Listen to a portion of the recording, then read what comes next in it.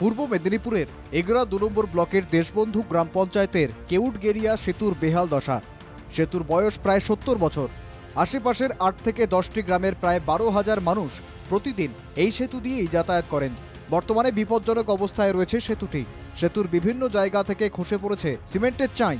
জীবনের ঝুঁকি নিয়ে প্রতিদিন সেতু পেরিয়ে স্কুল কলেজে যায় পড়ুয়ারা। স্বাস্থ্যকেন্দ্রে যেতেও সেতু দিয়ে কোনো রকমে রোগীদের নিয়ে যেতে হয়।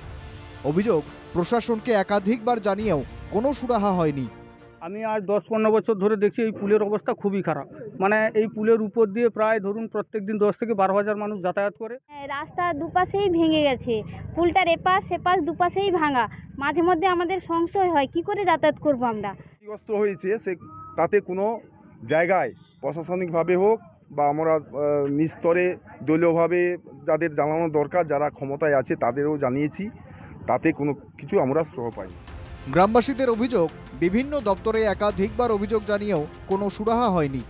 ব্রিজের বেহাল দশার কথা স্বীকার করেছেন পঞ্চায়েতের উপপ্রধান অলোক মহাপাত্র। আমরাও আন্দোলনে সামিল হব, কোনো চিন্তা নেই। তার কারণ হচ্ছে এটা সবার দাবি, জনগণ নয়, পঞ্চায়েত নয়, সমস্ত জায়গার মানুষের দাবি। আমরা আমাদের বিধায়ককে জানিয়েছি, আমাদের সাংসদকে জানিয়েছি, আমাদের মুখ্যমন্ত্রীকে জানিয়েছি, সব জায়গায় আমরা জানিয়েছি। দেখি কি হয়, কতদিন কাজটা হয়। এবং তৃণমূল কংগ্রেস শুধু খেলা মেলা আর ভোটের রাজনীতি করতে গিয়ে সমস্ত টাকাগুলো মানুষের অর্জিত অধিকারগুলোকে নষ্ট করেছে।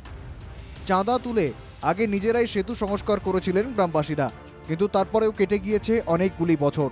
প্রশাসনের তরফে সেতু মেরামত না হলে আন্দোলন চালিয়ে যাওয়ার হুঁশিয়ারি বাসিন্দাদের। এগরা থেকে শান্তনু বেরার রিপোর্ট, NKTV বাংলা।